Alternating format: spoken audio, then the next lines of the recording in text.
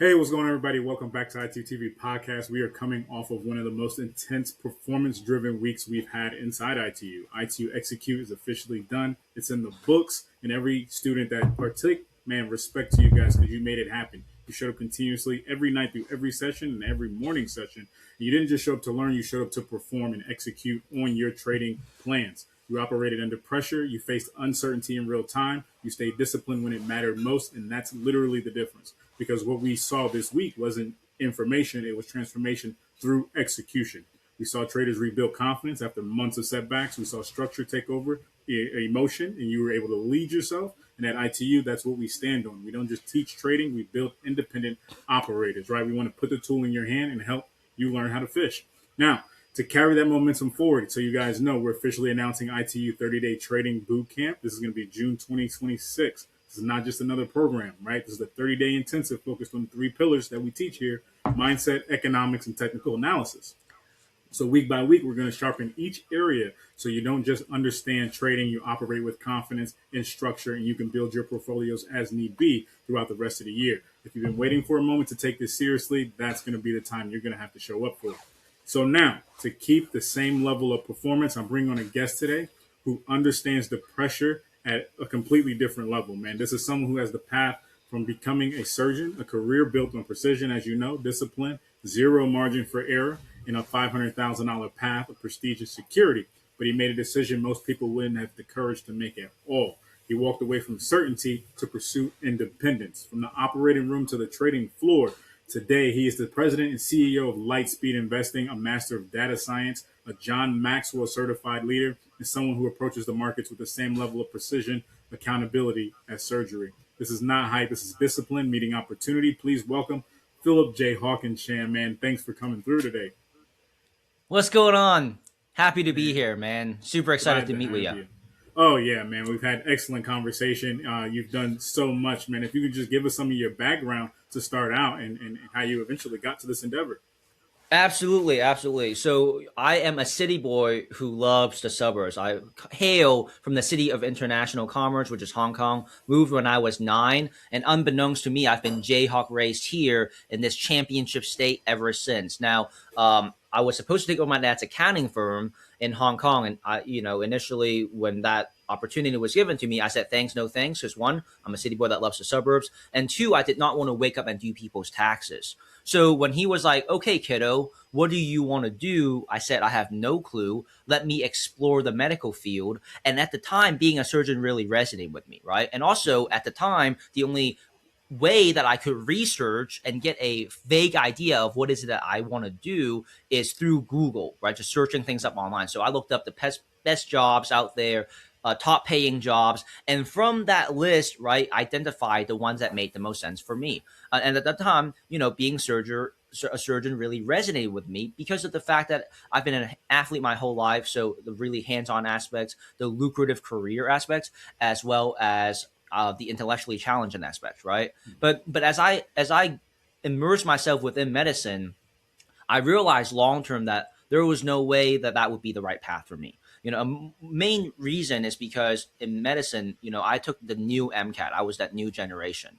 So, for me to take an exam, it's 8 hours, just even a mock exam. And that's when I really found myself to be mentally drained, physically drained, and spiritually drained. Because the only time that I got to speak to someone, right, as you kind of see my personality on display here, the only time I could actually speak to someone is when I would go get Starbucks or little food breaks here and there. And I just realized, like, okay, if I have to endure this path where I have to at least, put 10, 12-hour days into textbooks and studying and all of those things, then, I it's probably not going to be the best fit for me, right? And also, while this was happening, when I was 16, that was the year of 2008, and that was the year that we won the national championship against John Calipari and D Rose, right? Mario Chalmers hit the game-tying shot to send us into overtime. Thank you so much. And I knew that when we went into overtime that we would come out victorious because we had a deeper bench than them. So as the game finished up, me and all my friends at the time, I was across the street in my best friend's basement, celebrating. Right, we ended up leaving the house, running around the neighborhood with our skirts off, screaming, "We won the championship!" We won the championship, and that's the official moment that I got indoctrinated into my alma mater, right? That was the moment that I knew that KU was the only school that I needed to go to. And everything I do is really based off of that moment. My entire identity and trajectory is based off on all things basketball. A lot of things didn't really happen until after college, where I started to manifest my own goals and dreams of becoming an NBA team owner. And really, what it was is, in business, they say you are who you hang around, right? So if you hang around with five millionaires, multimillionaires, and billionaires, you most likely be the next one. Well, I took that same approach, right? And I wanted to apply it to basketball. Because for me, I was a prodigy on the basketball court. I made the team in high school, and I firmly believe that if I had the proper guidance and mentorship, I would have easily walked on a KU. Right, I made a little name for myself during my time in college, but like I said, I always sacrificed my basketball journey, for my career. However, as a Jayhawk, basketball's always had a way of pulling me back in. So really, like at the time, as I was doing my master's, it was like a facade to everyone else. It was a facade that I was being busy. I'm getting ready to go to med school, but really, it was a self-directed MBA where I was trying to get clarity. I was trying to reflect. I was trying to figure out what is the best trajectory for me to move forward. And so it was during that time that I realized, hey, if I have to own an NBA team just to put myself on the roster, then that's how I'm going to get it done. But really what I ultimately want, as I've reflected on this over the years, is I want to become an NBA team owner so that I can do business out of the office. And whenever I please, I have access to world-class resources that will allow me to level up my game and see how far the depths of my greatness can go, as I am backed by Kansas, right? Yeah. And so that was really like the driving force for everything. And that's actually why I decided to leave medicine as an aspiring surgeon for entrepreneurship, because I knew that if I didn't get into business, there is no way that I can own an NBA team. Today's market, right? You need at least $5 to $10 billion to own an NBA team, which no matter how lucrative a surgeon's salary is, which is $500,000 plus minus, that will never get the job done.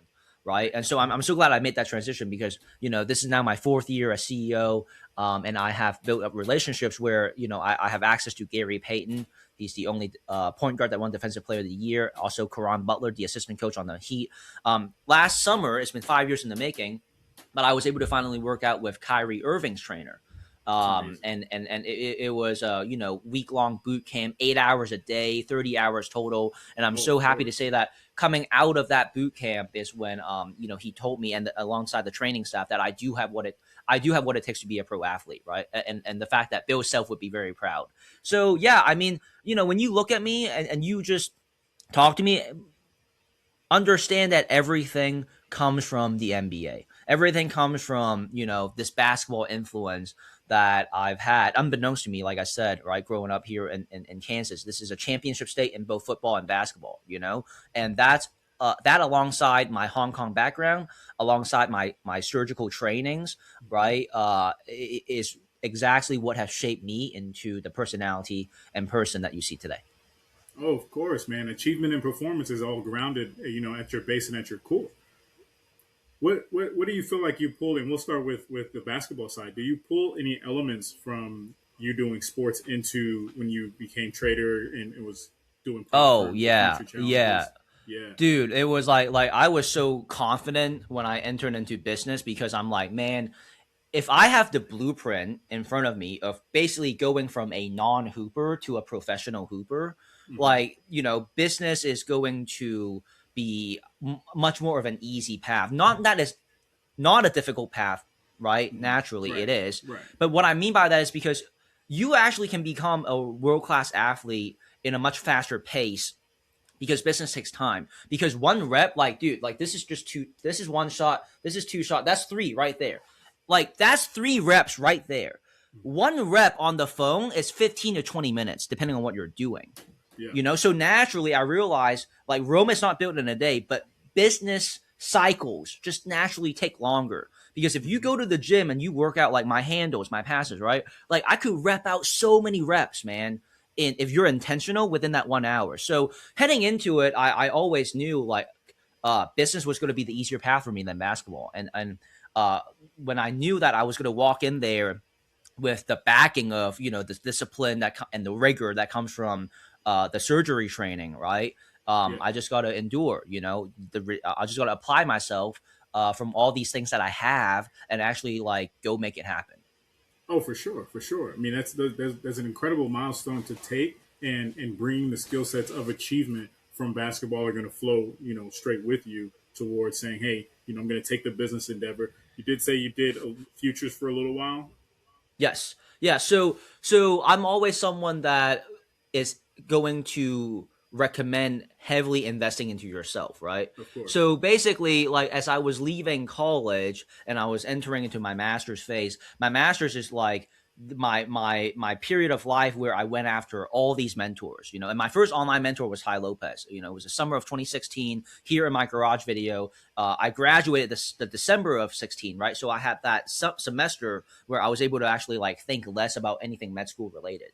Okay. So that's really where like, he hit me with the 67 steps. I signed up. And then he also hit me with like, hey, you got to get more mentors. You got to figure out mentorship in a way where it resonates with you, Yeah. So like my whole master's, I went after Mark Cuban, right? Because I can hang around indirectly with an NBA team owner. I literally binge watch Shark Tank all day, like all night, and then I would go after like 20 different online mentors, one of which a handful of them I still am in contact with because they've lasted the test of time, right? So I went from like 20 different online mentors to like the top 5 at the time. Grant Cardone really also made sense to me. I started with the small things, right? Like the audiobooks, then the books, and then the more I would say expensive trainings, and then I got out to his in-person events, and I knew that by putting myself in high caliber rooms with high caliber business owners, that the odds of my success would ultimately be at the highest, right? So basically that summer of 2021, I was supposed to graduate with my master's. I was like 98% completed. They had me take a business analytics course alongside completing my comprehensive exam, right? And the master's that I chose was the Applied Statistics, Data Science, and Analytics degree under KU Med, because I knew that I had to go after the most businessy or non-clinical degree that had ties to entrepreneurship, because otherwise, like, I would be like trapped, within medicine. Like, I just wanted myself to have some leeway. So even though I was 98% completed, I decided to take a leap of faith and not graduate. And that was the summer that I started my own LLC, because I just couldn't get over the fact is like, why the fuck would I analyze business when I should be taking action and doing business, right? I mean, You have to remember, like, these 4 years I've been getting groomed. I've been getting, listening to different mentors like Gary Vee, right? Damon John, the Shark, John Maxwell, Alex Hormozy. I mean, like I said, it's a coalition of successful business owners just pouring into me, alongside like audiobooks. Like on Amazon, I would just look up Billion, right? And like whatever book title with billions, like I just purchased, the secrets of the $1 billion secret, from homeless to billionaire, whatever. So anyways, like I was at the point where I was ready to take action. Okay. And so summer of 2021, I started my own LLC, and it was kind of rough that first like 8 to 10 months, because I had to figure out my own path. I made some money in crypto. I got involved with luxury timepieces and exotic cars, which I'm actually going back to now because I have more substance, but I really lean my hat on all things leadership, because, on the basketball court, I'm point guard. I'm also the floor general, right? Like back in the day when we used to play pickup, they call me the AA coach, because I would just, whenever I see someone who's nice walk in, I'd be like, hey, you trying to run? Hey, you over there, you trying to run? Like, let's go. We need one. So leadership was always my thing. And at the time, I was getting some clients, but I wanted to see, hey, how can I like scale my business further? So that's really when I got into high ticket closing, right? And I got some trainings under that. And as I was doing the high ticket closing trainings, I also was putting myself in positions for success by networking in these high caliber rooms, specifically the 10X room, right, with Grant Cardone. And that's actually how I met my current business partner now, back in like 2022, before the turn of 2023. And of course, being someone who is at least, I would say, $500,000 invested into himself at this point, right? Like at that time, I was probably like close to 100K invested in myself. I was like, okay, well, like I met this gentleman. He's a former internal medicine physician who had the opportunity to learn from a fellow billionaire in our space, Mr. John Arnold. John Arnold took 1.5 million to 1.5 billion in 2.5 years, trading the commodity natural gas the right way, right? And that's why he was coined the youngest self-made billionaire in the U.S. at age 33 back in 07. So my business partner, had the opportunity to get mentored by him, and I was like, you know what? After assessing him for a whole month, I'm like, hey, I'm going to get mentored by you. So I decided to become a client. And I learned how to take a couple $100 to over a couple thousand trading futures, specifically the YM, right, and the MYM, just those two markets. I mean, the main markets that we deal with is the YM, the NASDAQ, gold and oil, respectively, right? But same, yeah. The YM is kind of where I got my start, the YM and the MYM. But more important than that, it was during those intimate client conversations that allowed my business partner and I to realize, hey, there might be something bigger here. And so as we, figure out the logistics of it all, right, we gave ourselves a 1-month business partnership test trial. Ultimately, he delivered, I delivered, and after 3 months or so is when I became president and CEO. Fantastic, man! What a story. So during that time, right, you're in the room with bigwigs. How do you mentally prepare yourself in any of these environments as you're going into them? Do you have certain things that you do prepare to get into that room? Well, I would say my work was already done early. Okay. Please remember, right? I was executive groomed to take over my dad's accounting firm in Hong Kong, right? So like being around high net worth individuals, wealthy people, or I would say people with strong substance was always something that was like natural for me because that was my upbringing. Also, don't forget, right? When I was going through medicine, I positioned myself with surgeons and anesthesiologists, which is like the top 5% of med school. In basketball, right? I'm blessed to be spoiled by being Jayhawk raised in Kansas. That's again, right? Championship state, highest level possible. So I would say like my entire life, I've been surrounding myself with whoever is at the highest level of success. That's who I'm going to have a conversation with. Of course. That was like not a one event type of occurrence. That was something that was groomed from when I was a little kid, like 3 years old, right? All the way up to that moment, which I was like, 29? I was 29. Yeah. Cause I became CEO at 30. So for literally like 20 plus years, that was what I was doing. Right. Yeah. But I don't want that to like discourage anyone. I just want you to recognize like a lot of work should be done before the moment, because luck is where opportunity meets preparation. Most definitely. Did you feel any pressures, right? When you transitioned and you're going through the coaching of, hey, I'm trying to build this $100 account over up to 1,000, and you're in the midst of trading these markets. Is there any pressure that you felt, each and every trade, or how did you overcome those pressures? Yes, I did, but the pressure was a little bit different. It's always self-imposed for me. I'm blessed to have grown up in a family, right, with certain degrees and levels of financial support. So for me, as I kind of ventured into entrepreneurship because I was leaving medicine, I was really trying to become self-made. But more important than self-made in terms of like bank account, it's just like finding my path, finding my trajectory, So the pressure was more so like, dude, like, is this what I see myself doing? Does that make sense? Mm-hmm. So, and that was kind of part of the conversation. Like I learned how to trade, but I was like, dude, I feel like, like what's going on with your business?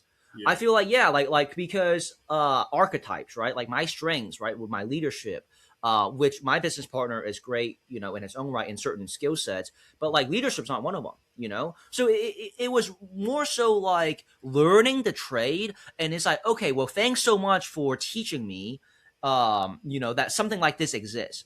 The fact that you can make anywhere between a couple $100 to a couple $1,000 a day through high frequency trading in half an hour to an hour and a half is unheard of. I mean, it was like the same reaction that I got when I first learned about high ticket sales. But with high ticket sales, you have a longer cycle, right? To get and you have to deal and interact with people to actually get some transactions, right? Yeah. This is, as you know, trade is just you and the markets.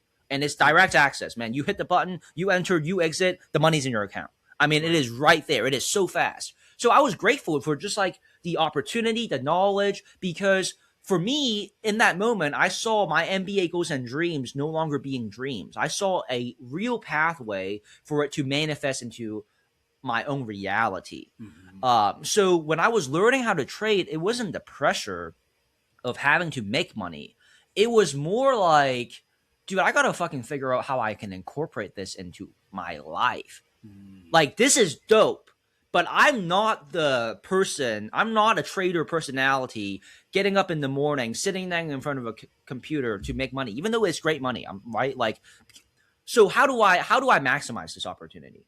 And that's, I would say, like, that was for me the biggest thing. And that's really where those it led to those intimate client conversations with my business partner. Like, if, as opposed to talking about how do I trade better, it's like, man, fuck that. Like, how do I apply my business acumen, my business skill set that I've already developed, and let's make it something bigger? Because I can always have traders underneath me, right, to trade my capital.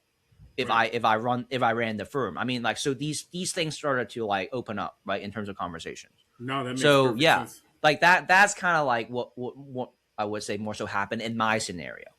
Of course. No, I completely understand that. Do you ever run into like dealing with ego, right, in a negative way, or has it always been something supportive for you?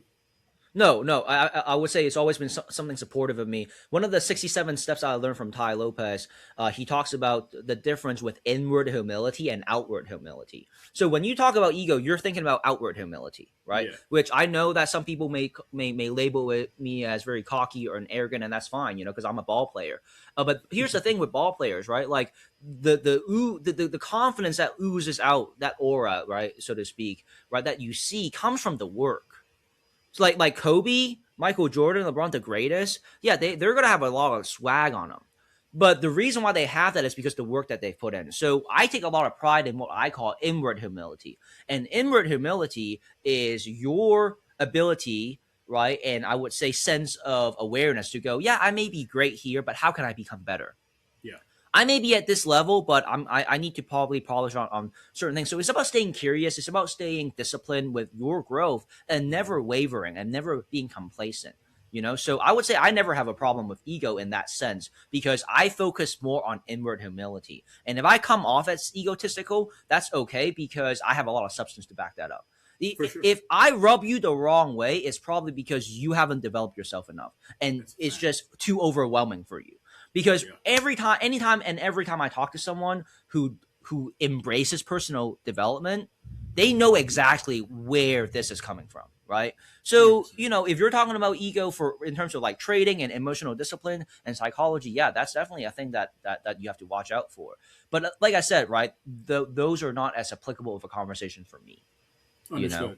Just because of what I was trying to accomplish and figure out at that time. And you work through that very aggressively when you one, put yourself in the right rooms, read the right books, and have the right information flowing through on a regular basis. Yeah, and I mean, you also got to know like your trajectory, your destiny, your archetype. Like, what is it that you're great at doing? What are you meant for? Like, I always knew I was going to be a CEO, man. Like it was my destiny. You know what I'm saying? Like, or a leader at a high level, at a high degree. And there's nothing wrong with being something else. What is wrong is being something else that you're not meant to be. You understand? Like, if you are great with your hands and you are naturally a carpenter archetype, you have no business trying to code, dude. Yeah. In any environment. Oh, like what I'm saying is, the creator, I don't know, people listening, how spiritual you are, none of that matters, right? It's just about the way the world works. Like, have some common sense in how the world works. And what I'm saying is there's a lot of opportunities out there, but they are not for everyone. Right. There's personalities that are really good fit for ecological sciences, wildlife, right? Marine biology, but the whole point is, what's your purpose? What's your personality type? And what does it align best with the direction that life can offer you? And if it's aligned like as close to 100% as possible, then lean into it, and figure out how you can become a boss in your own right. And not just a boss, but a boss of bosses. You understand? Right. Like, that's the difference. Because it becomes easier for you, is what I'm trying to say. You are protected if you stay in that lane. But if you try to become something that you're not, the universe will always have a way of crashing you down and just, making you, pulling the rug out of you and making you restart, reset, throwing hailstorms at you, putting obstacles and challenges that are, insane for you to overcome just to teach you a lesson. And that lesson will always repeat itself until you learn it. Of course. You know what I mean? It's a harder journey taking it that way. Yes, correct. Yep, so, that's right. I run into a lot of retail traders, right, that operate off of hope sometimes. Like they want something to happen, but your background is rooted in data and probability, right? How do you train someone to get out of the hoping and start thinking in probabilities? Well, you got to go beyond that then. Okay, like what you're talking about is actually like more surfacey. So this is something that I learned because we're very immersed with programs, right, Zae? Right. So look at this. So you got a person doing program A, person A doing program A, you see success, right? Yep. Person B doing program A, no success. Okay, so let's make it simple and remove the variable, and you just have the person. So you have a person A being a success, and you have a person B not being a success. Do you understand what I'm getting at? What I mean by that is, at the end of the day, programs help, but are you a winner? Are you a winner? Because if you're a loser to begin with, it's going to be hard to teach you anything. Because you're going to be too egotistical. You're going to be like, yeah, but like, oh, I don't care that like you're trying to teach me. I'm going to try to figure out my own way. Even like it's like it doesn't make any sense, So what I'm saying is, programs help, but like does the person naturally have the habits and the mindset to become successful in their own right? Okay. So if we're having this conversation, right, it's like, well, that's not really the root of the issue. The root of the issue is in the person. Like, are they inwardly humble enough to go, okay, the trading endeavor naturally, right, it's not set around hopes and strategy. Like, there's a science to it. We've all taken science classes in high school, so you can't deviate from the science. Right now, emotions and psychology will come into play and affect that. But you do a lot of technical analysis, and you know about fundamental analysis, right? So the way that we talk about trading futures the right way, right, because we come from medicine, is similar to diagnosing X-rays, CT scans, and MRI scans. If you can diagnose these charts here the right way, you can convert these markets into your own ATM machine. 100%. And the better you get at it, that ATM machine can now have the potential to evolve to a bank account. To being your own bank. Yeah. But you have to follow the technicals. You have to follow the science. Hope is never a strategy here.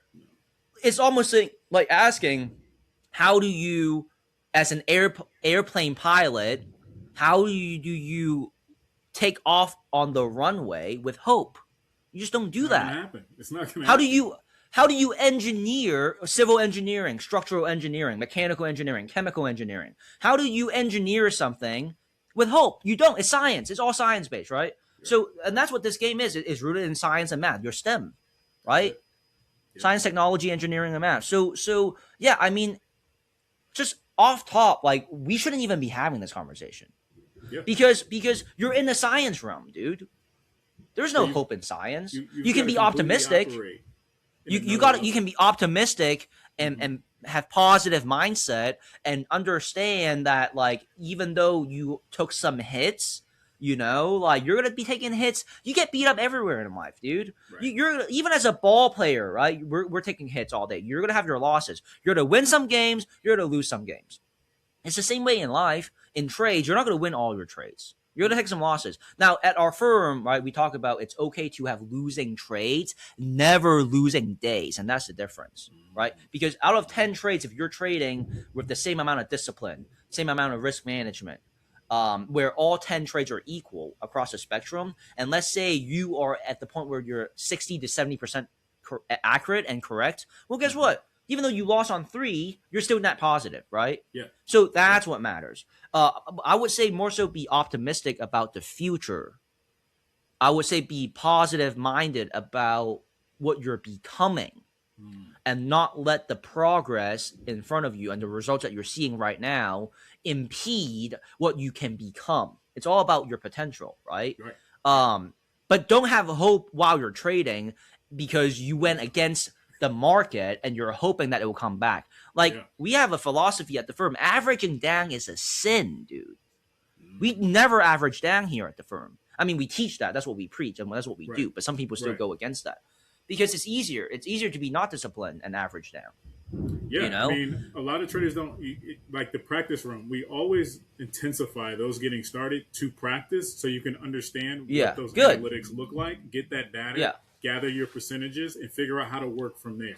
Don't try to come in each trade just like swinging for the fences because you didn't do your homework. That's right. So how we get our clients profitable, right? It's very similar to learning surgery. I put them through 3 phases, is what I call them. And I think you and I can agree that there's a fundamental difference, between learning surgery and actually going into an OR room and cutting up someone live there, right? Like, 100%. I'm not going to teach you something and I'm going to be like, go do a stitch right now, right? You agree, like on a live person, right? Completely so agree. Phase 1, you learn and absorb like a sponge. Yeah. Phase 2, you want to practice on a mannequin patient. And when you practice on that mannequin patient, right, virtual trading, paper trading, you focus on the inputs. Do not look at the outputs. Money making is a simple byproduct and function of the right inputs. So what does that mean? You're looking at the science of it, or you're reading all the factors that coalesce into a good entry. Or you making sure that you're at least 80% accurate or working up to that accuracy rate. You know, like all these things before you ever put real money on the line. And by the way, even if you had 2 million, 3 million, 200 million, I would still only teach you to put up $2 to $3 grand when you're ready to trade live and trade the micros. Trade it right. Get that down first. Like, don't be in a rush. Do not ever use trading money to try to cover your bills, to cover your rent, whatever. Like, it should be what I call non-heart attack money. You know, it's money that you could risk, you could lose, and it's fine because you talk about that psychology, that pressure. Pressure only comes if you're trying to make dues with this trading money. Right. Like, it doesn't work that way, man. Like, you need to be in some form of financially stable situation, like have a good stream of income coming in. I mean, if you're trying to use this to learn a skill set that gets you out of a situation, great. But don't jump into live trading too early is my point. Hone down the skill set, focus on the inputs, and then you can, entertain that. But I still would not, recommend being in a situation where you're trying to use trading to take care of bills. I mean, if you're in that situation, you got deeper problems than what we're talking about. Yeah. I mean, it's smarter to get, and I see traders all the time who have better results, who are in a good position. They have a job that's paying their bills. They've got that part covered. So their focus operates at a higher level. Right? Yes. And then because they're not operating from scarcity. Right. Exactly. And then don't be the one, I'm trying to build an account from small. It's such an easier position to have a higher set of capital to make small amounts of money. Right? Yes, to have correct. Your money make money. Because you want to operate from abundance. You want to have this be really like at least your second or third stream of income. Like get your baseline figured out first. Right. Build the skill first. Build the skill. Yeah, build the skill because now you're not going to be panicking. Exactly. You're not like a homeless crackhead going like, I gotta fucking make money today. I gotta, you know what I mean? Like, it's like you can be more chill, bro. It's such bad. Even in the prop firm space, I tell people all the time, look, if you are in that level, put $50, $100 to the side. There's prop firms out here now for $100, $200, $300. Yep. And they're giving you capital, and you can train, you can get better, and use that capital to put yourself in a better situation than to try to force, the little bit of money from your check to try to trade it. That's right. For sure. So yeah, man, and by the way, for those listening who don't know what average down is, averaging down is like because there's only really 2 ways that you can predict where the market goes, right? And that's the beauty of trading futures and commodities. By the way, is it's not like a stock. You're just waiting for it to go up to make money. You can make money when the markets go up, down, or sideways. Yeah, but averaging down is like when the market's going down and you thought it was going to go up, so you purchased going up, so you went long, and you see the markets are falling. It is going against you, and your whole reaction is like, "No, I'll stay in the trade because it's going to come back." It's not going to fucking come back.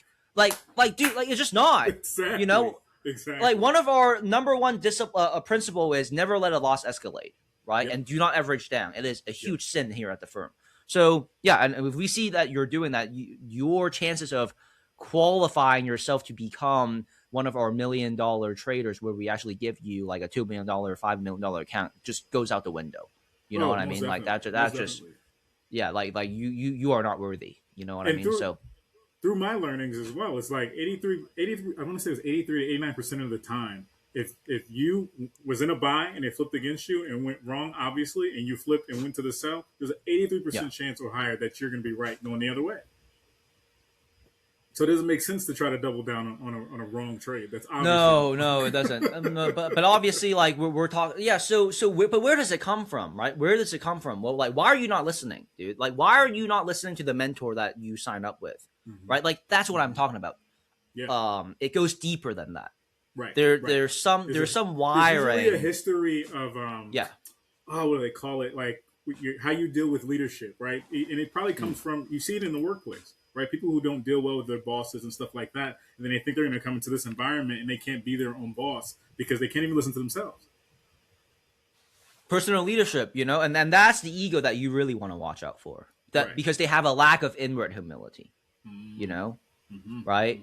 So what I want to just, because as educators sometimes, and I tell my team this all the time, like, just make sure you are doing and you're going above and beyond on your part, okay? On what you're responsible for. Because at the end of the day, like, dude, if you tell someone, I have clients who I tell specifically, you're not allowed to go live. You're not until you get approval from us. And you know what they do? They fucking go live behind our backs. On their own. And I'm like, did you lose? And I'm like, and did you lose money? And they're like, yeah. And I'm like, oh, I wonder why. And by the way, I tell them up front, I will never be sympathetic with you. Like, if you do that, I'm gonna tell you, I fucking told you so. And that's the only outcome that would happen. Pain, you know, pain, people. Some people though only learn from pain. They can't. But what I'm saying is, like, you as educators, you got to detach yourself from that. Like, just you make sure, as long as you did your part, you gave them all the disclaimers that you're responsible for. Here's the caution signs. Yep, and it's like, hey, man, if they want to deviate, that's on them. So that's my whole point, right? But always trace it back to the person, bro, to get your answer on that. Yeah, just trace it back to the person. Are they a winner naturally, or are they a loser? Like, you know, this is one of the things that I learned. This is what I've learned from, you know, binge watching Shark Tank. Who do the sharks like betting on? They want to bet on the entrepreneur that's like, no matter what, this is fucking happening. Right. Like, no matter what, I will be an NBA team owner. Yeah. So you either join this ride or you don't. Out. Yeah. But it does not matter because I'm gonna fucking figure it out. Right. And that's the difference, right? It's like it's like, who are you talking to? Who are you dealing with? Right? Does that person have, you know, certain mindsets, habits, skill sets? Or do they have that inward humility? Where do they want to go? Where are they going? Who's around them? Right? Who are they? Who's the village? Who's their support system? Who's whispering in their ears? You know, there's just so much to account for there. But yeah, I mean, you know, it's the person at the end of the day. Because a committed person will always figure it out. A committed person will always have reasons over excuses. A committed person will always take action regardless of mood. They don't need to be motivated because they're disciplined. You know? Yeah. And that's, again, you have a dream attached to it, you have an endeavor, you have a goal you're trying to hit, you're not going to waste time because you only get one life to make it happen.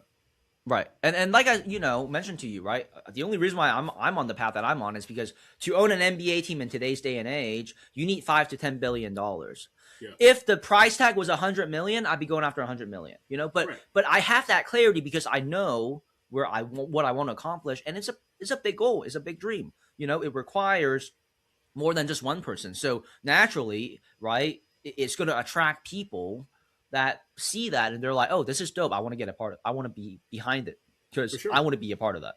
For sure. Yeah. And I relate to that because for me, it was time freedom and money freedom. Right. So I already know, like you said, during this generation, it's a lot higher. So you're talking like 10 million to have fuck you money if you want that level or that goal. And if you want other people to be there with you, it's not alone at the top unless, you know, you're by yourself. But there's other people. Yes.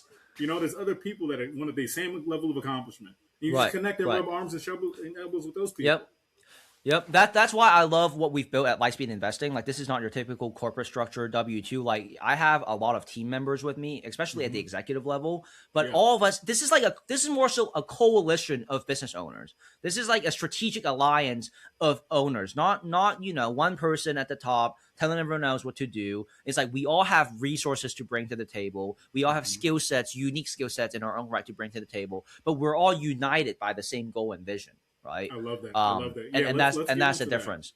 Let's talk Yeah, about light speed investing, right? A lot of traders sure. are looking for that kind of environment, not just the capital, but the structure. What makes you guys' Yeah, yeah. model a bit different than most firms? I love that question, and I take so much pride in answering this question because you have to understand at Lightspeed Investing, we are doers who happens to educate. So we've already made our money. We're not chasing clients to educate them because we need it to thrive.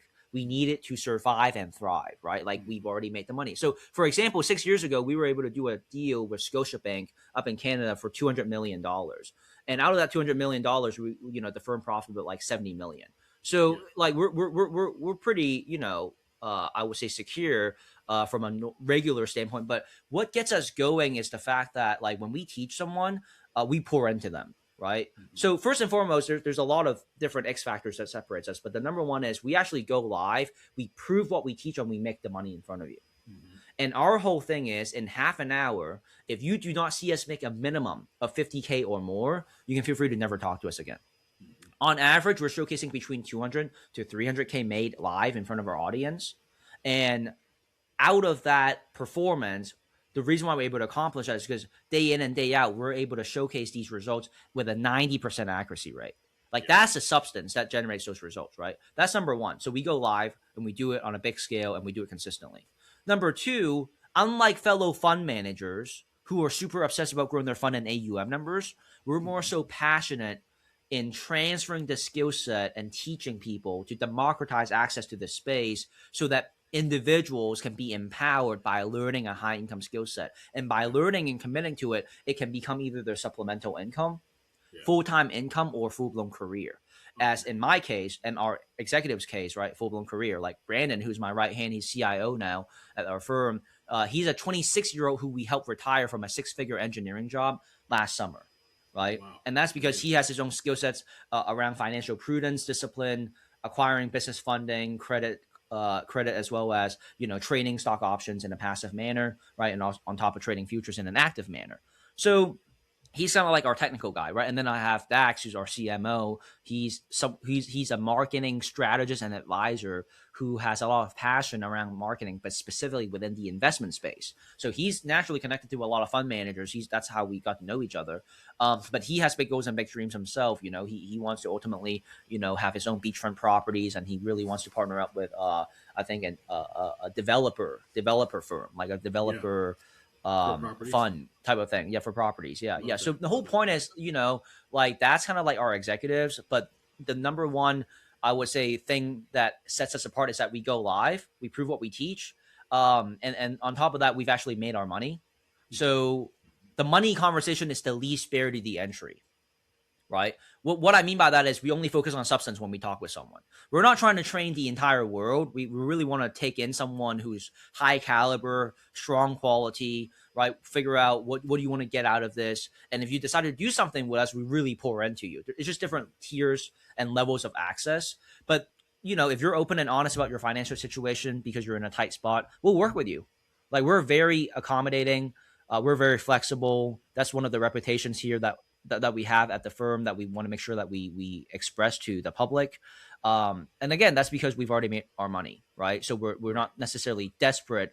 What it is it's a passionate hobby of ours that we're looking to blow up because we have the entire market ready for us to dominate. I mean, we are the only group that is by physicians, for physicians, doing what we do at this level. Right, at the hedge fund level, first and foremost. And so there's really no one else that can even come close to us.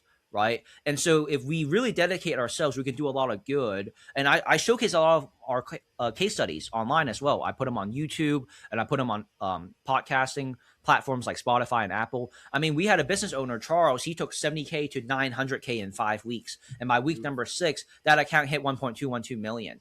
I had another gentleman where he made about 25K yesterday following, because we had a massive downtrend. My business partner in front of everyone held for 102 points going down on the Dow, and that was about 130K right in like 3 minutes displayed. I just hold it. That. I remember that. Yeah.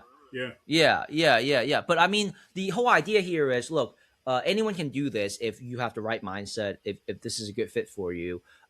Our average client makes anywhere between a couple hundred to a couple $1,000 a day. And the leverage really comes in two main things. One is the asset class itself, right? Trading futures, the most risky and volatile asset class the right way, right? That's where a lot of people don't understand because, it's generated a lot of billionaires. I mean, names like John Arnold, who took 1.5 million to 1.5 billion. He's my mentor's mentor, right? James Simmons, Stephen Cohen, Stephen Schofield, Ken Griffin of Citadel. I mean, there's so many people who, like, if you did your due diligence and research, you'll find that from the Forbes list, not only is the world's top 42% immersed with the finance and investment space, but on top of that, in their portfolio, they're somehow, some way involved the futures and commodities for a great reason, right? Yes. And so, our clients, they make anywhere between a couple hundred to a couple $1,000 a day learning this, but that's the average person, right? If they see what we're about and they want to contribute to the mission and vision, then guess what? There's additional opportunities within the firm that they can talk to me about, which is what I mainly do, right? The leadership portion as well. So look, it's transformative. It's life changing. I recorded another gentleman. He's like semi-retired. Well, he is retired, and he wanted to learn this, and he got so fascinated by it that he's actually spending like anywhere between 2 to 4 hours a day. And he immersed himself with the mannequin patient thing, right? The simulated for 4 weeks, and then like finally on week 5, day 1, he went live and he made like $350, and he was so happy when he told me. Yeah. So I would say like those are the things, man. Those are things that sets us apart. We don't bullshit you. We go live. We prove what we teach. And if you want to learn this, have an open conversation about finances, and we make it work for you. If it's too much, because of the fact that we've done deals with banks and institutions, I have business funding and financing resources to share with you as well.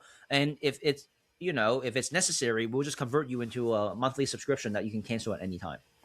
No, that's amazing. That's an amazing offer. I love everything. Everything you guys do is a fantastic, really awesome, man. Because thank you, man. Those are dreams I even have. Like students will tell you as well. Like I'd love to, reach that level at some point. But let's do it, man. Let's get you there. I love that. So what, like you said, you offer the monthly plan. They can go straight to the site. Now I've visited the site. It's very exclusive, guys. You're not just walking in there and just jumping in that. What is the process? Do you send an email, contact you? Yeah, well, the process is, first and foremost, go to the website, lightspeedinvesting.com, and then you can sign up for a complimentary 2-week invite. So you hop in there, you sit in on the sessions for free, and if you like it, right, we'll talk more. It's really simple. We open up the door. See, that's what makes us different. We actually open up the doors for people. And then we gauge you from a substance standpoint. And we're like, hey, do you understand what you're about to get yourself into? Do you feel like this is something that you want to get into? Do you want to do this? Oh, okay. If you do, here's what we have to offer you. But come see for yourself.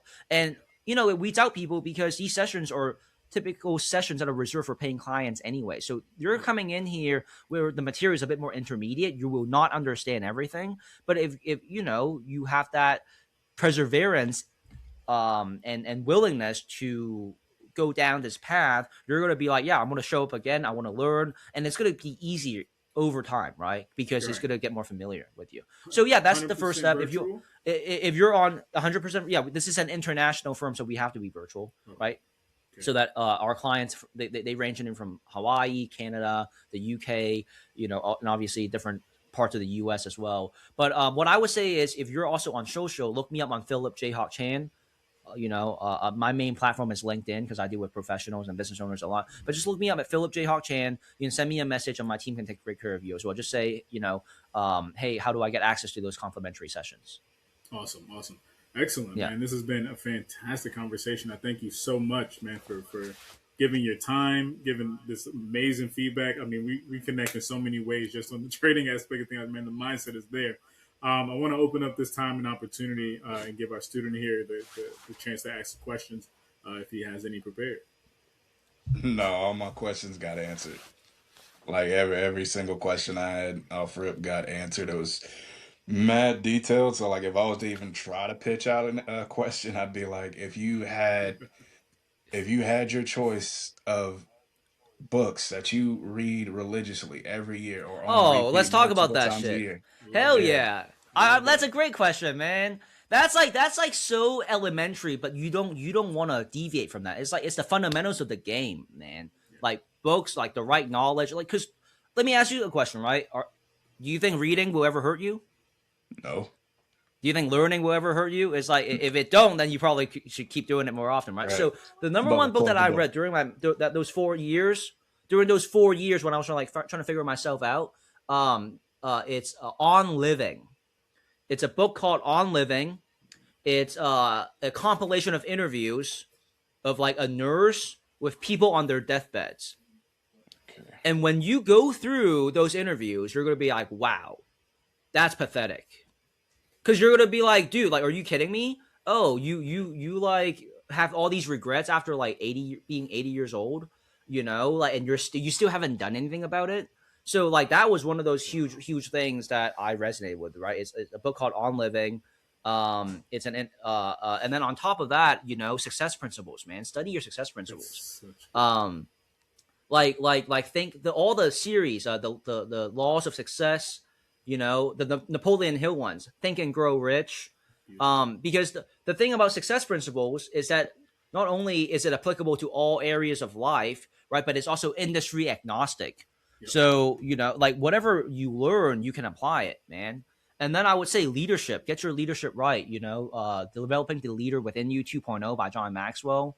All the Maxwell books that are relevant, like the 21 irrefutable laws of leadership, right? So I mean, just off the top of my head, like that's three for you right there. Spot on. And some bonus ones, dude. Sell or Be Sold by Grant Cardone, like because you're either selling or you're being sold. So you know, get your mouthpiece right, you know, because you're always selling no matter what. And it's better for you to be in the selling position than being sold, right? So that you're in control of your own destiny. Okay. And I mean, if you have any kind of like spiritual curiosity or spiritual connections, you know, look up the books called like Everything Happens for a Reason. Everything Happens for a Reason, or like The Alchemist. Oh my God, The Alchemist is a great book. I really like the OG Mandingo series too, the Greatest Salesman in the World series, because it contains scrolls of ancient wisdom that ties into success, right? So yeah, like The Richest Man in Babylon, if you want something more around like finance and wealth creating wisdom. So yeah, dude, like all the ones that I and there's so much more, you know, there's like so much more, but I don't want to overwhelm you.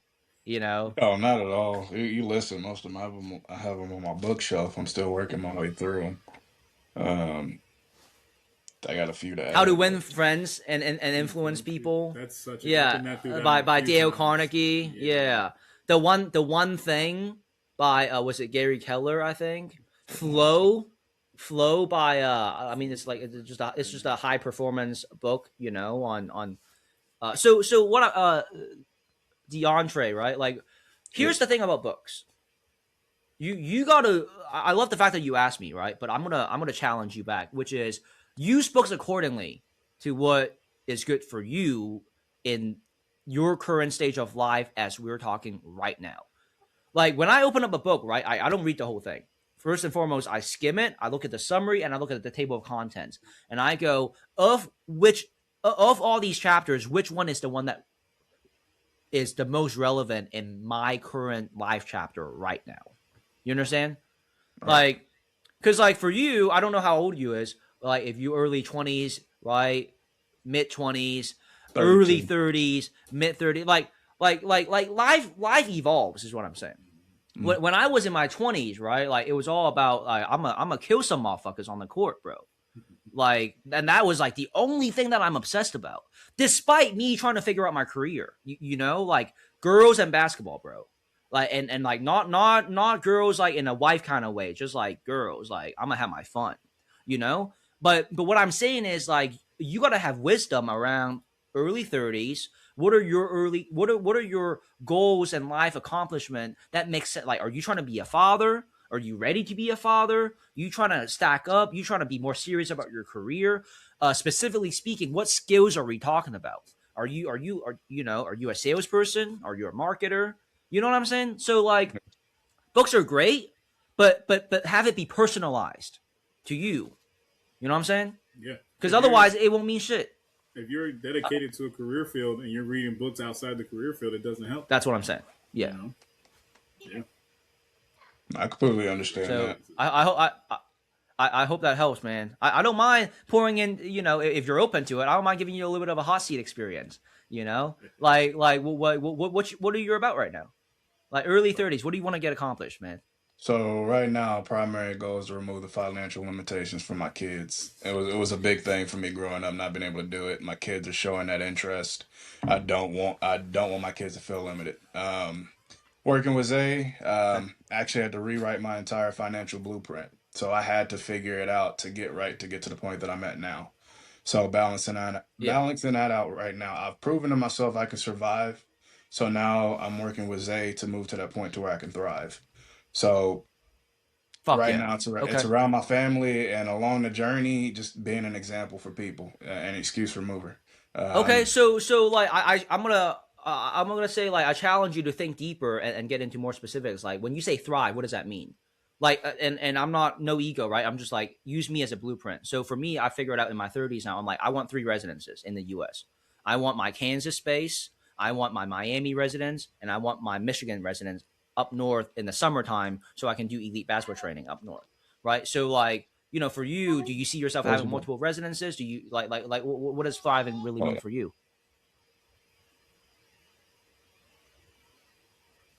Oh yeah, he got to take care of the baby. Baby things. Yeah, he's just had Man, one, and he's got a fresh one baking right now. yeah, oh my god, I man, got baby number 5 on the way. it's oh wow. So what does it mean for you to thrive, right? Babies are like college tuition taken care of, right? Like you don't have to worry about the survival bills. I mean, like, lay it on me.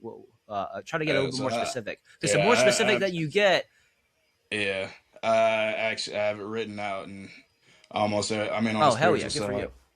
you. Yeah, so every time it's like God gives me that push, and I feel like each year I grow, and it seems like my vision gets more detailed. So it's Sigma Yeah, Family Enterprise. it's That's the umbrella. It's I operate off of the principle of watch the masses do the opposite.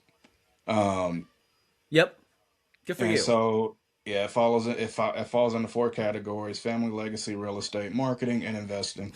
My family legacy is a big Okay. one. Giving back to the community, businesses, able to impart wisdom on the people, owning land, financial literacy is a must, operate under trust, having stocks that can be passed down, making sure I have those memories, scholarships to give to the youth because that opportunity was given to me.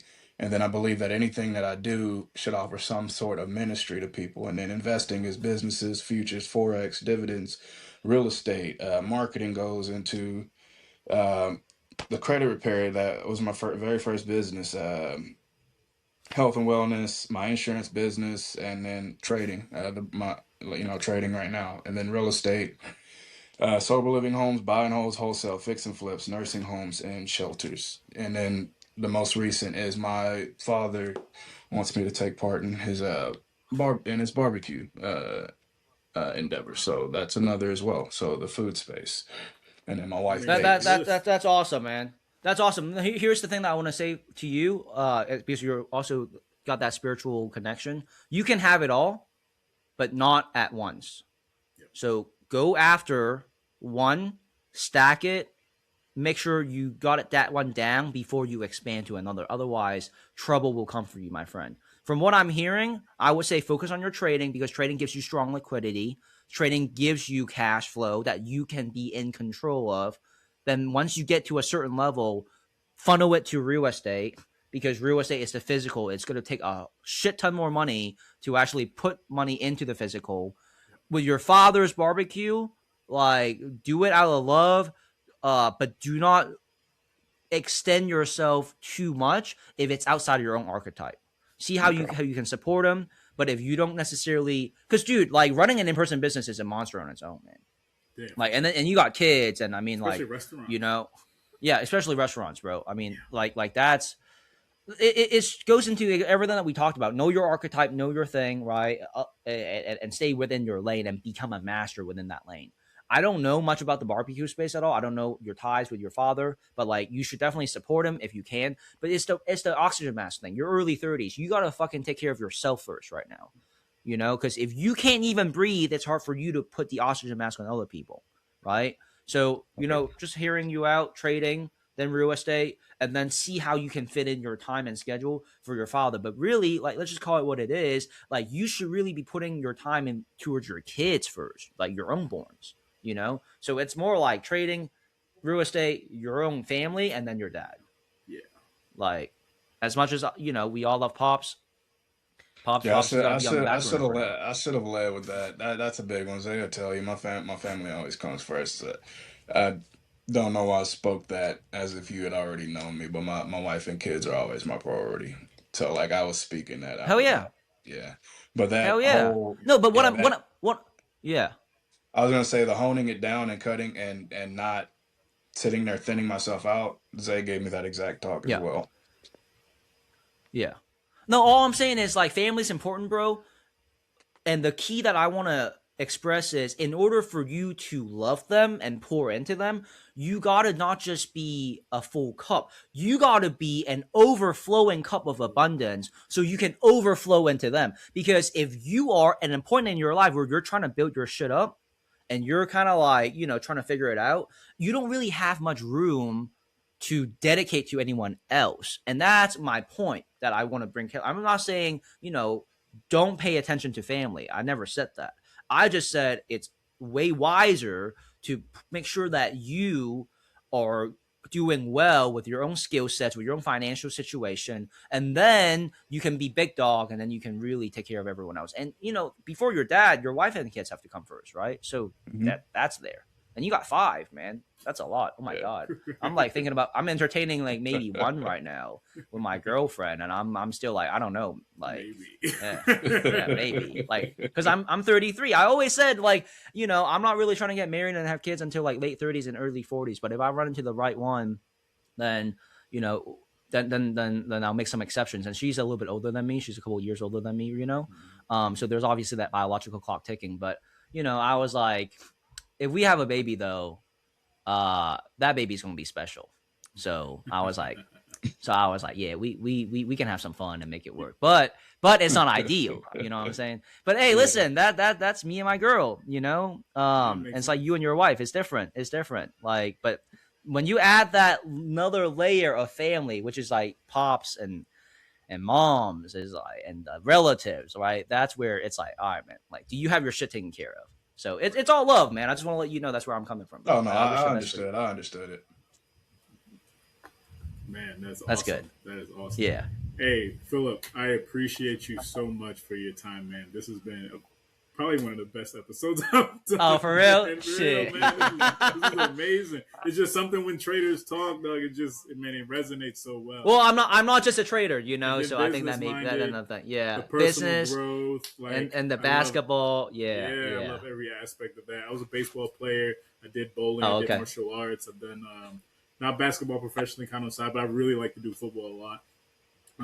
But man, I just resonate with everything in this conversation. So this was amazing. Hell yeah, man. Well, I appreciate you. Listen, so look, obviously we talked about the complimentary sessions, like DeAndre and Zay yourself. Like you two are more than welcome to sit in on those sessions. Anything that I can do to help facilitate your success, man. Like I'm there. You know what I'm saying? Like this is why we do what we do. I've got your contact number. We will definitely be in touch, man. Because we can always, man. It's all about collaboration, especially now. Hell yeah, collaboration is the new currency, man. You know what I'm saying? So thank you so much, man, for bringing the level of clarity to all of the endeavors you do and the discipline. I know my community will really much appreciate that. And this is what our students really need to hear, right? Structure, accountability, and being precision, not taking the shortcuts to make it happen. So, man, thanks so much for your time. We're going to be out of here, and I'm going to catch you Monday. Yes, sir. Let's do it, man. Appreciate y'all. Right. Thank you, man. Take care now. You guys later. Yep. Have a good weekend. You too.